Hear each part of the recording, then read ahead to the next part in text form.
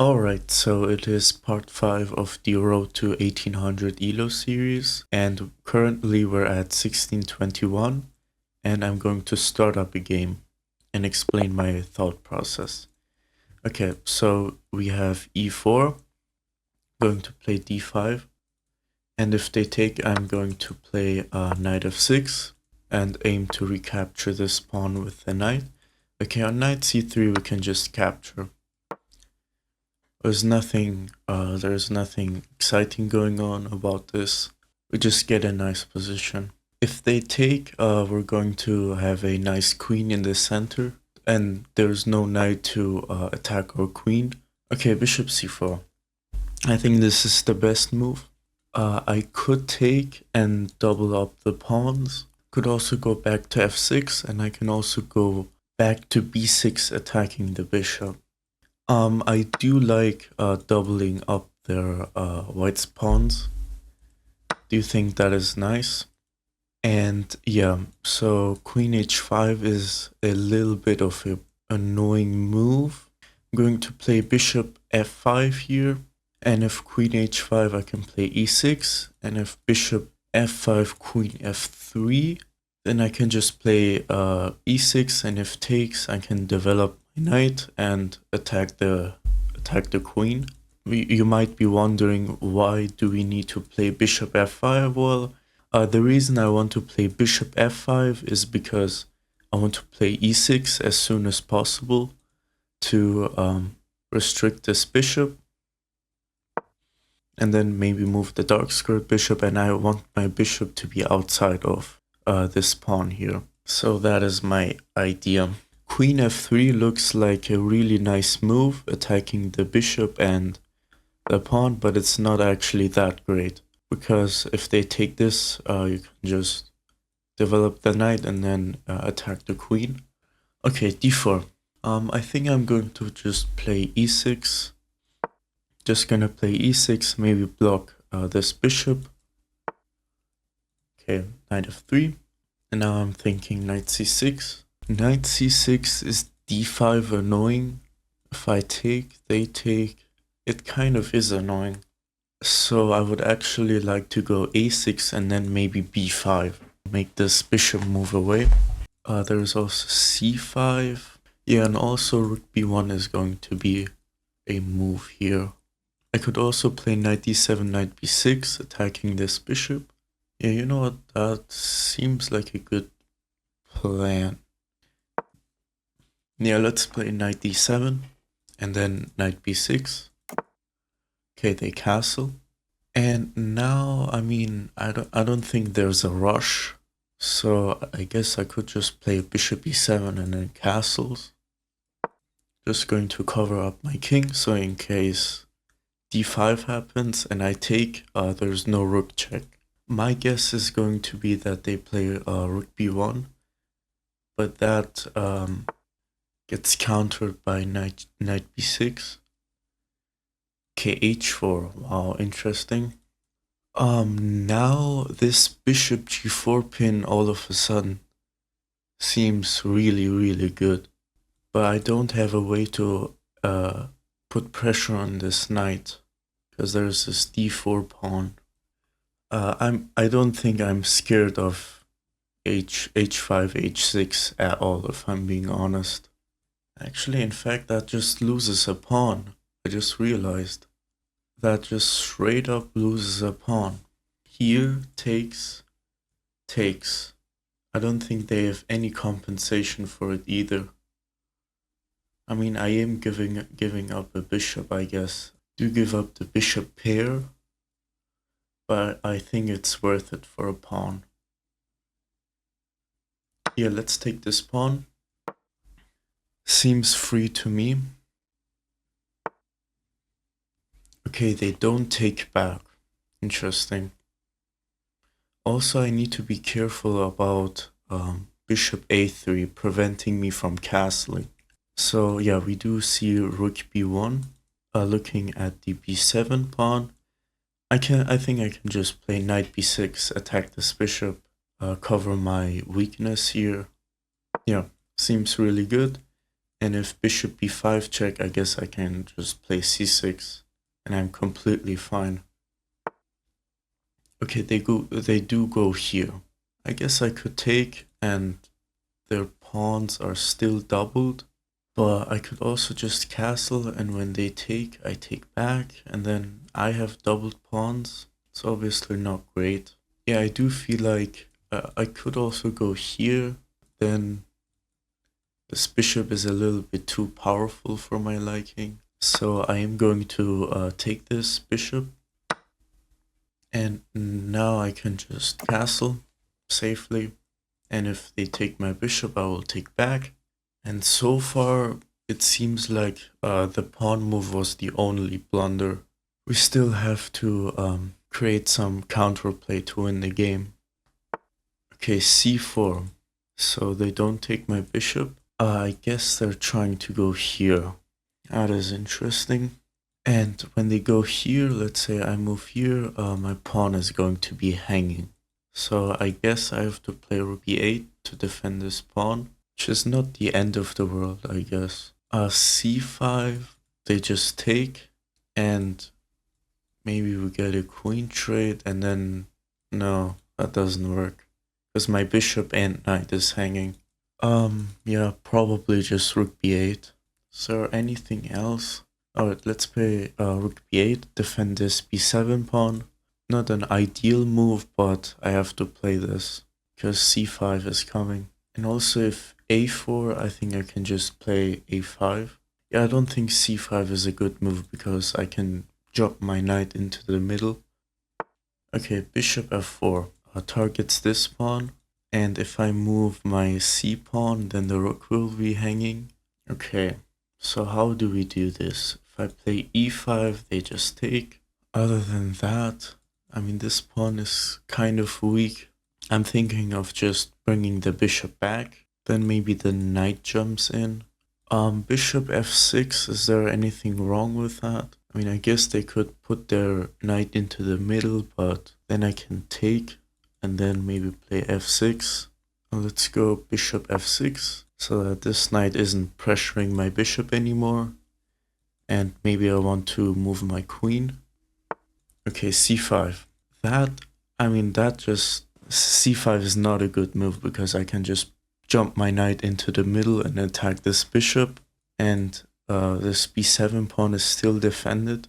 Yeah, also defend c7. Yeah, so now he has to go back with the bishop. Okay. c4 might be annoying here. I might need to play b6 to undermine this pawn, then maybe take like this, because c4 is coming. If I play c6, then my rook is going to be hanging. Do I need to play b6? I just played b6. It's not a bad move, I guess, but maybe they could push c6 here. Although that wouldn't be that bad, actually. Yeah, if takes, I can also take with the knight. They could play c4, and then I'm gonna have to move my knight back, and then maybe reroute it over here. If takes, pawn takes like this. Okay, c4, as expected. Now all of a sudden this, there's this going on, a little bit of a pin, so if I can take here, and when they take, when my queen sees their queen, I can then take it. So yeah, there's only one option for my knight. It's e7 and then maybe go here. Yeah, my next move is probably to take. Okay, if I take like this, my rook will be hanging. I could also take with the rook. It's very interesting. I don't have to take with the pawn here. If I take with the rook, they take, I take.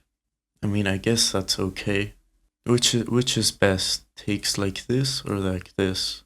Yeah, I'm slightly tending over to a takes b6. Because maybe I can use my rook like this. Actually, never mind. I think I'm going to take with the rook to get rid of this pin right here. And then when they take, I'm going to take with the a pawn. Yeah, that seems good. And then in the future, I can go c5. and it's supported by the b6 pawn. Okay, a4, interesting. Now can't I just play c5? If they push, c5, push, I take, they take, and I take. Looks like I'm winning a pawn there. Alternatively, I could also go knight f5, putting pressure on the pawn like this. Oh yeah, also if c5 they take, I can take the queen. So that is very nice. Yeah, let's play c5 and undermine this pawn center. And also now the bishop is not staring at this pawn anymore, which is nice. If rook takes, I don't think there's anything special there. I just take with a pawn. And yeah, since we are up a pawn, hopefully we can convert this game with just one pawn in the end game. Because otherwise, if they don't blunder, it's going to make our life a little bit hard. Because we're only up one pawn, and that's not the end of the world. Guess it attacks my pawn on c5, but I can just take the d4 pawn. Also, I need to be mindful of this bishop here. If I take, let's say pawn takes, and then I take, for instance, yeah, they do have these two pawns that can eventually march down, which is not what I want. If I take this, is this a problem? It might be. Yeah, but taking here has to be right. Yeah, I do think I'm going to take this d4 pawn. And if c5, I will probably take the rook. And we're doing okay. Yeah, I do have to watch out for these pawns. I could also go rook c6, then maybe rook c1. Because if takes, then pawn takes. And these pawns are very annoying. So yeah, also I only have 2.5 minutes. Yeah, because if I take, then pawn takes, and it's going to be really hard to get rid of these pawns. Actually, knight e5 is annoying. Here, knight e5. Yeah, this is not so simple. Okay, let's take the rook, and then maybe go knight d5 or queen a5. Yeah, and also if knight d5, I guess they could take. Okay, they do take with the pawn. If queen a5, c6, yeah, that does seem a little bit annoying, I must say. If here they take, I take, they take, is there anything bad? I mean, I do lose a pawn. And queen a5, c6, queen a5. If c6, maybe rook c8. And if they take the pawn, that's good, because takes, and then I can take this b5 pawn. Yeah, and I also need to speed up a little bit, because I don't want to lose on time. Yeah, my next move is probably rook c8, just bringing the rook in. This game is still not over, so we do need to lock in to win it. Okay, yeah, that is a good move, I guess. I will bring the rook here, attack the c5 pawn. If takes, I will take, and then maybe knight d5 or knight f5. Okay, they do take on d4. Takes, and then I can, yep, let's go with it. Takes, and then it looks like we have a fork, and then we can get rid of this bishop. Do still need to lock in. Yep, and now attack this bishop and the queen. Then after queen moves, we can even just take this pawn if they don't defend it. Okay, they do defend it, but now I can just take this bishop, and when pawn takes, I guess I can go rook d8. Rook d8 put pressure on this pawn. And they do defend b5, so I'm guessing rook d1 is going to be happening. Then maybe queen b6. Also, if rook d1, I might play rook d7 to stop this pawn from advancing. Yep, they do play it. Rook d7, queen b6, they can push. So I'm gonna go here to stop this pawn from advancing. And then maybe follow that up with h6 to give my king a little bit of breathing room, so that back rank is not a thing. Of queen c2, I guess I can play queen d8. Let's go queen d8, and then I'd like to play h6. Yeah, so far we haven't seen any major blunder. Yeah, let's play h6 to give my king a little bit of breathing room. And then maybe queen b6. Okay, rook d3. I think I can just play queen b6. Yeah, queen b6 is safe, because if queen c8 check, I can play rook d8. And let's play rook d8. Yeah, I'm really low on time here. A push, takes. Yeah, maybe king f8. Just hope that I don't lose on time. King e7 maybe. If check, I can always take. My queen is covering these dark squares. Yeah, let's play a move quickly to give ourselves a little bit of time. Takes. Yeah, no, I can't take the queen. I literally can't. I'll just go king f8 because I don't want to lose on time. Oh, I guess there's queen c8 that I missed. Let's go here. Let's go king e7 again. Yeah, what is that position? Let's go rook here maybe. If they push, I can always take. Yeah, they did miss queen c8 in that position that I talked about. Now queen c8, check. I guess I'll take. I don't know what to do.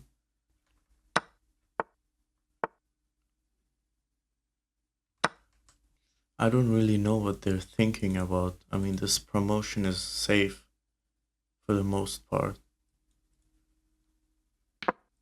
Yeah. Now maybe go king here. Yeah. Check. I'm gonna go here. I mean, the game is still going on even though they managed to promote. Let's go here. Let's just go back to g6.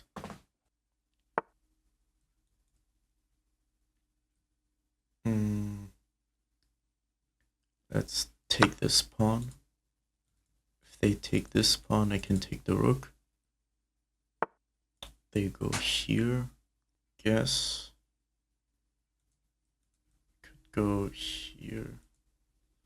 Let's push the pawn. Check here. Yeah, check here. It's probably a mate. Check here. Check here. Checkmate.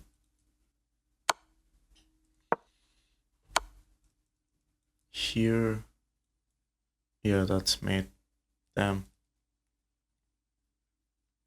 Yeah, but it didn't feel like I made a mistake though. I mean, I was up a pawn, but I still somehow lost. Okay, the chess.com character says, you played well despite a tricky tactic from your opponent. This is a good one to go over. Yeah, that was a mistake. Rook b8. But what should I have played instead? Oh, king f6 was the best move. Okay, just not touching that at all. Yeah. And then I was just down a rook. I hope you enjoyed the game that I played, and I will see you in the next part.